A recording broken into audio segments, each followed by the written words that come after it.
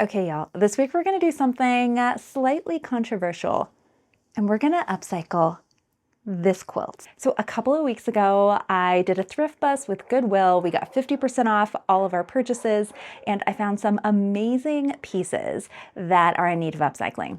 So many new videos to come, but this was one of the pieces I got. It was $2. It's, it's a small little size. It's not that big, but I just love these colors together. This is more of my color story. A lot of quilts I find are very pastel, super girly, and not my vibe at all. This with the darker undertones, I'm really vibing with. So I have an idea. I want to make a summer set. So yesterday we had our first really hot day of the year, and I think it was like high 80s. I was doing a tabling event, and I just know that I was sweating all day long. So it got me really inspired to start working on some of my pieces for those hotter days that we're gonna get here in Spokane.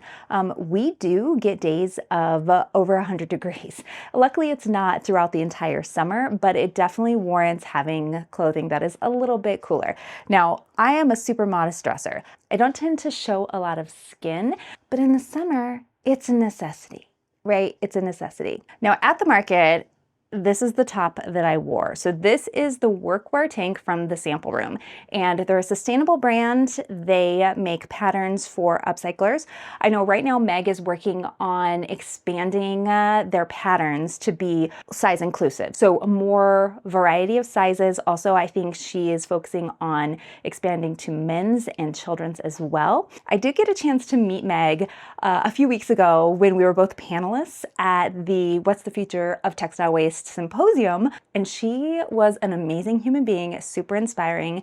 And here's a couple words from Meg. My name is Megan McCullough. I'm founder of the Sample Room, which is a sewing and upcycling brand. And the thing I'm most proud of, honestly, is this piece I'm wearing. It's made of men's button-ups, and I just got them thrifting, and I made them into a duster, I'm calling it. And it's just loosey-goosey.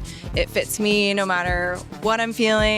And I love wearing something loose and flowy and something that is also upcycled. I want to inspire people to take the initiative to also upcycle whatever that they want. But sometimes upcycling involves cutting things and moving pieces into, smaller pieces and making whatever material you have work. So I really try and design sewing patterns that are made into smaller pieces. And I have like a pant that you can sew from a bed sheet. I have a tank that you can actually sew from men's button-ups. So I kind of really try and inspire people to use something they already have and make something new from it. Now, the thing about the patterns, they are again specific for upcyclers. So I made this, her Workwear Tank, using just denim scraps and a little patchwork and stamps.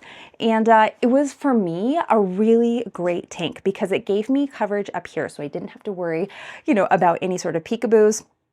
Also, it was loose enough that I didn't have to add a zipper. I didn't have to add a tie. It just goes right over my head. Also, it's the perfect length. Obviously, you can adjust lengths 100%. But for me, having that little crop is super important. And also you can choose to line it or not line it. I did line it in this checkered fabric right here. So I really love this tank. The twill that I made, I actually used a pillowcase. So this is just testing out my sizing. Always a good idea to make a sample first just to make sure sizing is right. And this one was just made with a pillowcase, and then I used a sheet for the lining. And I made size small. I am 5'4" and I'm about a 34B. So for me, that worked perfectly as a size small, and I didn't have to do any alterations. That's the pattern we're gonna use to make the top for our summer set. Now, when I say summer set, I mean an adorable two-piece that you can throw on together and look put together, polished, but you could also wear them separate. So the other item that I want to use this quilt for, because there's enough to do the top, and there's not enough to do another piece, however. Okay, so I know it's hard to see, but I also have these pants right here. So these are just this nice wide leg pant. I don't go for them. They're a little too tight. So they kind of, the waistband, there's no stretch, right? It's 100% cotton. There's no stretch in the waistband, so they just don't quite fit the way that I want them to. They're great with an oversized sweater, but I would like to add like a 1/2 inch on each side. So what that inspires me to do is actually do some paneling down the side with the quilt. I'm also thinking, instead of doing the triangular pattern to get the flare, I may try to do more of the barrel cut, which is like that rounded style.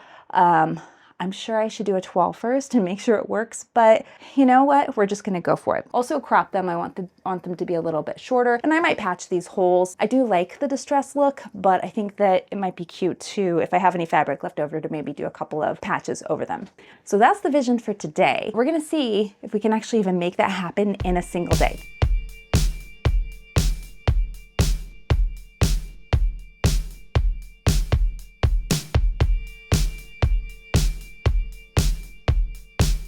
And this pattern is coming together so much faster than the denim patchwork. I think the denim patchwork took me hours just to cut a line and, just get that pattern in place. This has not taken me very long at all, maybe 30 minutes. But I did have to adjust the pattern slightly. So this pattern is truly made to have a seam down the front and down the back. So if you are working on a pattern that isn't like in the front seam or in the back seam, you just want to make sure that you're being mindful that there is a seam allowance included in that so that you can stitch them together. So if you're not stitching those two pieces together, you need to make sure you remove that seam allowance. If not, it's not going to fit the way you want it to. So I just did a quick try on just to make sure that my calculations were correct in the front and the back. And I'm pretty pleased. And look how cute it is already. Like, this is one of those patterns that is so fast. I still haven't quite decided how I'm going to finish the seams. The two that I did already had a lining, and that's because I find a lining so easy to do, and it covers everything. It goes right in and it gives you a little bit more bulk. This quilt is super bulky, so I don't know if that's going to make sense. So there is the option of adding binding around the top instead of a lining, which I actually think I'm going to do with this one. We will see. Haven't quite decided. I also could do like a lace, I don't know, but I'm really happy. And even the darts with this thick quilt, the darts actually turned out pretty well. So now that we have this, really, once you get this piece together, I do need to do a couple of straps. This is coming together. I might have this done before lunch because I feel like those pants are going to take me a while because, number one, I've never worn barrel jeans. I've never made barrel jeans, and I don't know.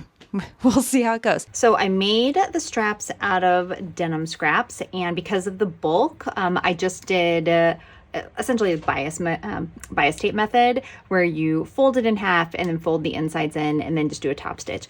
I am so happy with how this top stitch turned out. I actually extended the stitch length so that it looked decorative, but also functional. So those are going to be my straps. And like I said, because of the thickness of this fabric, I think I'm going to opt for bias tape. So all my bias tapes, everything is secondhand, but I did find this here. It has tones. So this is like a bluish red, and it does pick up the blue and the red. So I think this is going to look great, and it's a brand new package. There's 3 yards. I should have plenty. So we're just going to do a bias tape finish for the top. I haven't finished the sides, but I also think, so let's take a look at the interior. I also think that I can come in with bias tape here and just do like a little bias tape finish. Not quite like a Hong Kong finish or anything, but I think I could just do bias tape, fold it over, and then at least it'll be a finished edge. So that is my plan. And actually, I think I have 2 packs. I do. I have 2 packs of this red. So I have plenty to do the entire garment. So this is what we're gonna do. Okay, are you ready for it? Look how adorable. I love this top so much. Again, this pattern, this is such a great pattern for me, for my body type, for the type of items that I want to wear. I love it. My husband was like, that's going to be too hot to wear in the summer. I don't think so, though, because it's cotton. I think it's just going to be light. It's a little thicker, but it's not like it doesn't feel like I'm wearing a sweater or anything. So I think we're going to be okay, especially depending on what I wear on the bottom. With this piece, I did bias binding all the way around. I only had to use one pack. In fact, okay, I used one pack in its entirety. There was nothing left over. I had maybe a half an inch overlap on the bottom seam. So I was like, you know what? The universe is saying use up your material and make no waste. And I'm very happy with that. So this is the top. The one thing that I kept looking at. So yesterday I did a volunteer event. I've been doing a lot of volunteer events, which is why I haven't done a video in a couple weeks, but I made this patch while I was there. We had like a little DIY patch station. So, you know, I'm a little obsessed with making denim eyeballs. It's just a thing that I love. And I thought it would be so cute on this top. Now, I haven't quite decided that because I also think that I want to put one on these jeans. So these are the jeans that we're going to be upcycling next. So I've already showed them to you. Okay, but I want to show you here. So it has this little hole in the knee. And if we have a little eyeball there, that would be so cute. I did this to another pair of jeans recently. I don't know if I need to have 2 eyeballs. Is it too much? I don't know. And plus, I guess I'm trying to get better at if I like it, it doesn't really matter. And that should be the same for all of you. If you like it, it doesn't really matter what anyone else thinks. Right? Period. That's it. And I'm going to say that to myself over and over again. So I may still end up putting this on. I also didn't put a label. I keep forgetting to put labels in my clothing. Since I'm not really selling my items, it doesn't even occur to me until the item's done. And then I'm thinking, you know, this would be cute with a handmade label on it. But doing it after the fact, I don't know, it's not quite working. So we're done with the top. Now on to the jeans. First thing we need to do on the outside of both legs. So this is our seam that we are going to remove. I'm really lucky with this pair of pants, there's no rivets. So some of the jeans that you may decide to upcycle might have like those metal rivets in here. We are just going to cut this seam and we are going to have a little bit of waste, but the great news is I tend to use these little pieces here. Guess what they're for? For my denim eyeballs. So I will save this seam. But the easiest way to do this, now you can do this whichever way you think is going to be best. I want it to be even on both sides. So what I'm probably going to do is turn them inside out and then just cut this all the way off. Okay. So all the way off up to this point here. And then this is where I'm saying I'm going to unpick. In fact, we can do that right now. I'm also going to, actually, I may not need, let's see where this is. I may not need to unpick this one. It might make life so much easier if we do. So in fact, I'm just going to do that. It's easy to stitch it back on. Now, since we're going to stitch this up, it's okay to do it a little bit bigger than you think. It just gives you a little bit more space to work with. For barrel leg, what we need to figure out is we need to get like a half moon shape. So then when it's on, it kind of puffs out on the sides, if that makes sense. Because we may end up doing a pleat at the bottom just to give it more of the definition. But for now, we're just going to leave this flat. So what I'm foreseeing is the shape is going to be like this. So we have top of our pants. Here's our seam that we're working with right now. Okay. So what we need is here, we need this to go like this. And then we'll add a dart here, okay, which will give it kind of that balloonish shape. Okay, so I just wanted to show you. So we have the sides cut off of the jeans, and I have so much of this quilt left. Well, it looks like so much, but we are going to do those half moon shapes right here.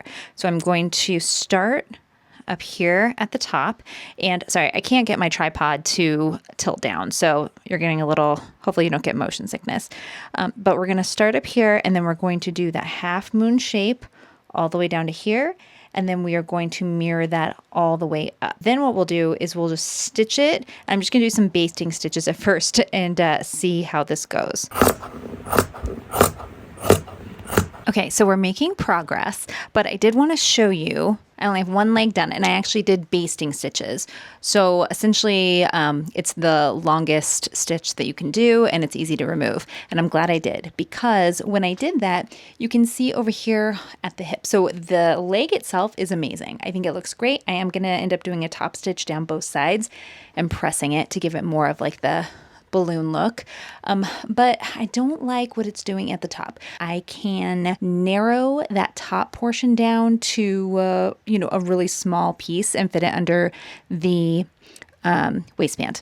But so far, it's gone pretty smoothly, shockingly. Okay, friends, the time is officially 4:33. And I'm done. I made a whole outfit today. I like the shape. I think that it does add more room up in the belly area, which is what I wanted. I love the quilting detail. The only things that I might change to give it more of a dramatic look, I may do those darts in the front, just to give it a little bit more of the barrel leg shape, but I don't hate these at all. So some of the things that I did to finish, I left the denim raw on the inside and on the bottom. Doesn't bother me, and I actually like raw denim bottom. I did serge the bottom of the quilt of the leg, and then just stitched it under. I did a top stitch, which was a little challenging with my machine, but I made it work. So we have top stitching down both sides. Thanks for joining me this week. I have many more to come.